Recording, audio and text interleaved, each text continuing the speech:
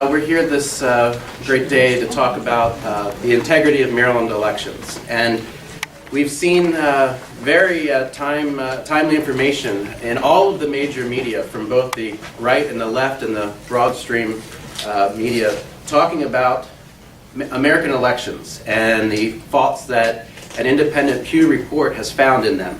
For example, the New York Times, their title is "Voter Rolls Are Rife with Inaccuracies." CBS News, "Voter Rolls Deeply Flawed." Sad to report, even Al Jazeera says 1 in 8 voters are voting fraudulently in America. I want to bring to your attention a few statistics. 24 million registrants in America are not valid. 2 million dead people in America are still on the rolls, and some of them vote. These are facts, ladies and gentlemen. This is something that the Pew report has been able to quantify and validate. Just a few weeks ago, after the Florida primary, a reporter in Florida on ABC News was able to determine that over 100 illegal aliens voted in their election. Now, some may say 100 illegal aliens voting in the election is not a big deal, but they found that data by comparing it against folks who were called for jury duty. And when they got called for jury duty, they said, "Oh, we can't vote. We're not American citizens. We're illegal immigrants." So they took the data from jury recusal names, cross-checked it against who voted. So they were able to find 100 of those people. Some people aren't called for jury duty ever in their life. Maybe once every 10 years. 100 folks in Florida were found to be illegal immigrants who cast ballots in Florida elections. Here in Maryland, we have the same problem. Information. My bill will require that when you go to vote, you take with you a valid government-issued photo ID, so as to not inhibit someone who does not have the dollars to afford a Maryland ID. You'll also be able to bring your voter registration card or the specimen ballot that is mailed to each and every registered voter's home right before the election. It's required by law. So there's no additional expense for the government. There's no additional expense for low-income Marylanders. If you do not have a photo ID, all you have to do is bring that voter registration card or the specimen ballot. And even if you forget, you can still vote by provisional ballot that's later checked by the Board of Elections to make sure that you voted, you're alive, and you only voted once. So this is all about ensuring that you, the American citizen, have the full rights granted to you by our Constitution to have your vote counted. We have reports of people around Maryland who went to vote in the last election, and someone else already voted. I have family members who came to me and said, "Nick, Delegate Kipke, someone voted, and I had to vote by provisional ballot." I thought it was a once-in-a-million instance where this has happened. But since we've introduced these bills, we've heard from thousands of Marylanders expressing the same problem. The need to fix this problem is urgent, and it must be done now. Is the easiest way to deal with it right now.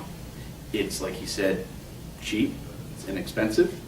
All you gotta do is have ID when you go show up to vote. You know, when you go to vote, you stand there at the registration table and the registrant asks you what your name is. You tell them. They say, "What's your address?" Tell them the address. That's it. And you go vote. And I think it's kind of ridiculous. That's all you have to do. Whereas to cash a check, you have to show ID. To come to the legislature and see us do our job, you got to have ID when you come through security. Get on a plane, you got to have ID. Pretty much everything we do in our lives nowadays, you have to have ID. But let me backtrack a little bit and share with you why voter integrity matters to me so much. And I want to share with you a story of what happened to me in the year 2000. You may remember the Bush-Gore election and the hanging chads and what happened in Florida. Well, what happened to me in my personal experience was that I went to vote in my Middletown precinct, and I had a Bush button on. I probably shouldn't have, but I didn't know anything about politics then. And I had my Bush button on, and I went in and I voted, and as I was coming out, another woman was coming in.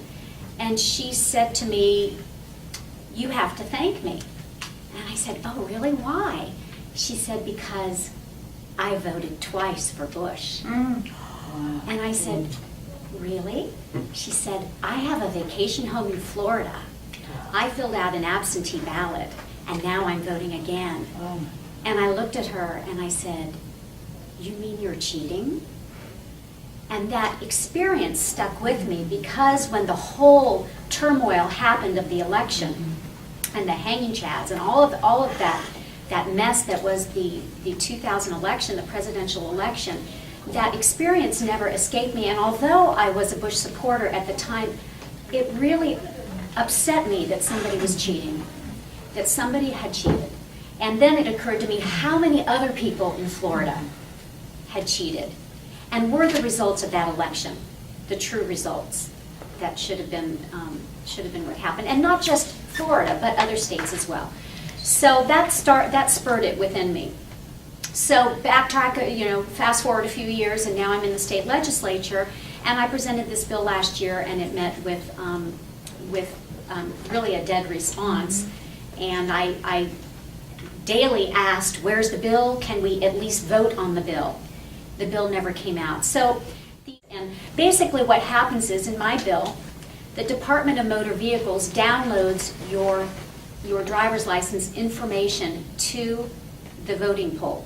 So when you go in the state of Maryland and they have the voter roll and they look at their sheet of paper, they can do this on a computer, or they can do it in their books.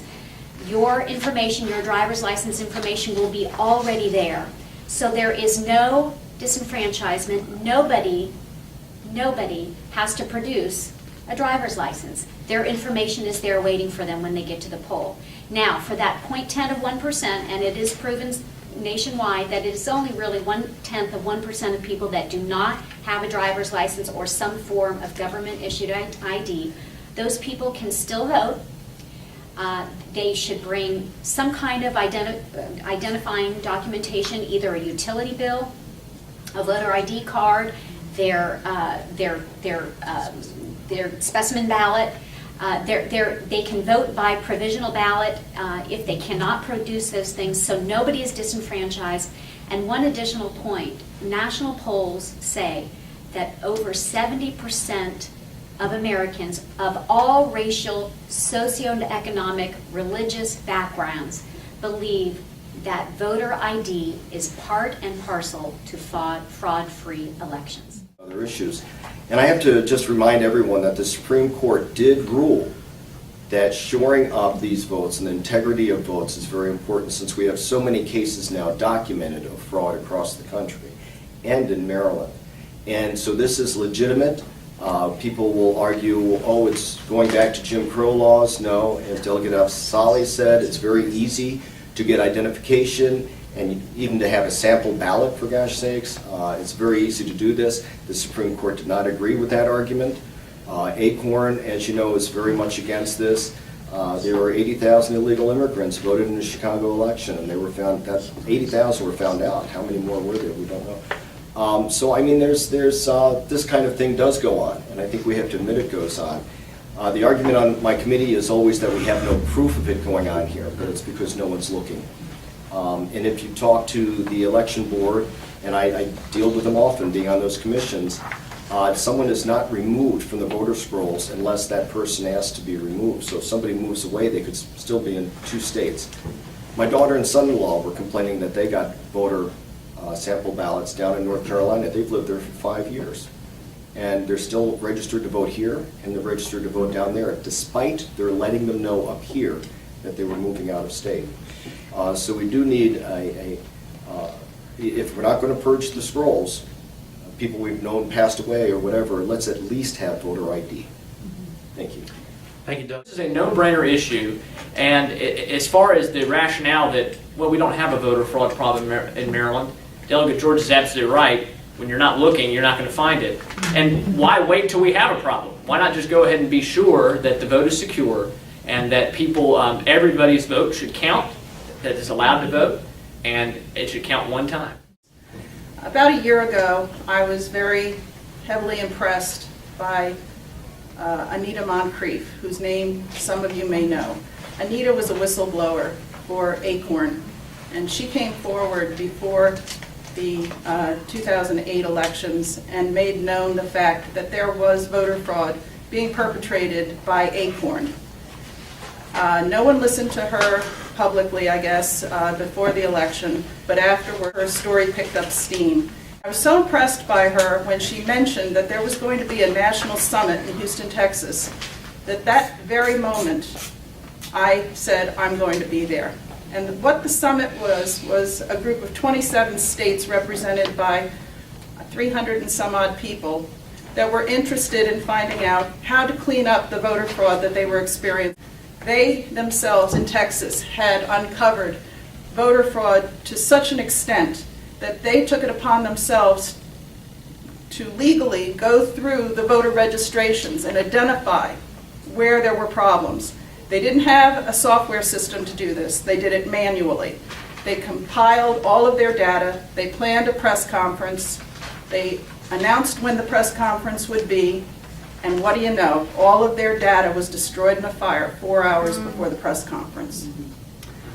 Sad but true. That didn't stop them. They continued, and they pressed on, and they created a software program that we use now at Election Integrity Maryland. And that brings us to why we're here today. I have in my hand our first set of challenges that we're going to be delivering to the State Board of Elections today. It's a sampling of 7,000 voter registrations that we have looked at. Of those 7,000, 5,400 show irregularities that could lead to voter fraud. What kind of irregularities did we find? We found, among other things, duplicate voter IDs. We found bad addresses. We found evidence of people who have been on the inactive status for way more than 2 presidential election cycles. The scariest thing that we found was hundreds of people that are dead and have been dead for up to 15 years that are still active on the voter rolls. We have this data compiled that we are turning over to the State Board of Elections today, not to point fingers, but it's their job to clean the voter rolls. That's the one job that they have, is to provide Maryland citizens with free and fair elections. And if they can't do it alone, we're going to help them. We're a group that's dedicated to free and fair elections. We take our work very, very seriously. We have approximately 17 active people doing database work right now. It's our goal to have researchers in every county in the state of Maryland. We're also doing poll watcher training. It's come to our attention that there is no training course that's given to poll watchers in our polling places. In fact, I've had chief judges approach me after our training class and suggest that as a judge for many years, he had no idea what the relationship was between the poll watchers and the integrity of the election process. We have a 2.5-hour course that we teach. We travel all over the state doing that, and it's our responsibility, our goal, and our mission to make sure that elections in Maryland remain fair and free, now and into the future. You know, hearing the stories and listening to this, it makes me mindful that there's a bottle of Sudafed on this table over here that just so happens that someone has a cold and they pulled out.